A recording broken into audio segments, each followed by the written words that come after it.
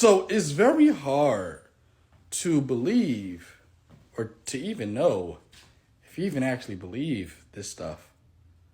And I guess people would say it's not relevant, but I think it is relevant. McClellan, I do think you're an atheist.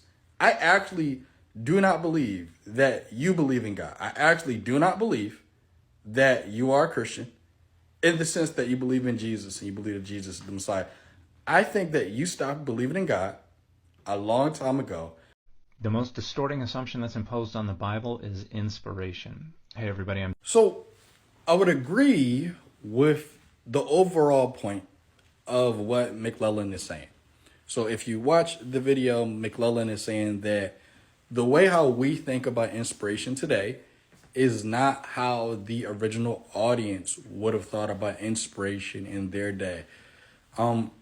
I couldn't tell if McClellan has the view that the Bible is inspired or not. But I do think the text is inspired. However, there are at least like 4 to 6 different views on inspiration. So the view of inspiration I hold to is called dynamic inspiration. Dynamic inspiration is the view that the Bible is inspired in the sense that the overall message that the Bible is trying to communicate is inspired. The actual text or the words on the page, those are not inspired by God. What is inspired by God is the overall enarching message of the text. That there is a God, that God is Adonai or Yahweh. God has a son, and that his son is Jesus, who lived as a man, who existed with God in eternity past. And he incarnated himself through the virgin birth, walked among us as a man for 33 years, lived a perfect life and didn't sin, died on the cross for the sins of the world, was dead for 3 days, resurrected from the dead, appeared before the apostles, and ascended into the heavenly realm.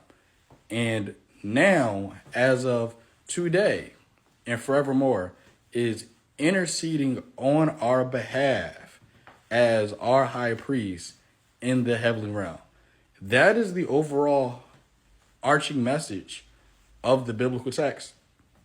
And if somebody denies that, even Dan McClellan, they are a heretic.